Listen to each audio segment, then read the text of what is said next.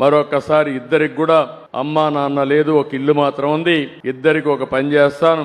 ఎందుకంటే మళ్ళా ఆయన సహాయం చేసి జీవితంలో స్థిరపడినా కొద్దిగా వెసులుబాటు ఉండాలని ఒక్కొక్కరికి 3 లక్షల రూపాయలు ఫిక్స్డ్ డిపాజిట్ వేసి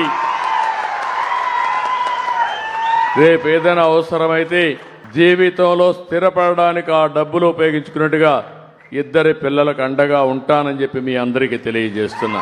థ్యాంక్ యూ. ఓకే అమ్మా, బాగా చదువుకుంటావా? మీ చెల్లెలు కూడా బాగా చెప్తావా? చెప్పు, అందరికి చెప్పు. అందరికీ ఒక మాట చెప్పు. నువ్వు నేను బాగా పైకి వస్తానని చెప్పు. నువ్వు ఈ ఊర్లో ఉంటావు కదా, నిన్ను చూస్తారు వాళ్ళు రేపటి నుంచి. నీలో ఒక సంకల్పం రావాలి, ఒక పట్టుదల రావాలి. నువ్వు మీ చెల్లెల కంటే పెద్దదానైనప్పుడు బాధ్యత తీసుకోవాలి. ఆ అమ్మాయికి కూడా గైడ్ చేసి ఇద్దరు జీవితంలో బాగా సెటిల్ అవ్వాలని ఒక సంకల్పం తీసుకుని నీకు ఏ ప్రాబ్లం ఉన్నా కలెక్టర్ గలవు. అదే మరిగా రాజుగారు ఉన్నారు, నీకు అన్నీ చేస్తారు, పైకి రావాలి. ఆ మాట చెప్పి వస్తానని చెప్పు. పైకి బాగా కష్టపడతాను.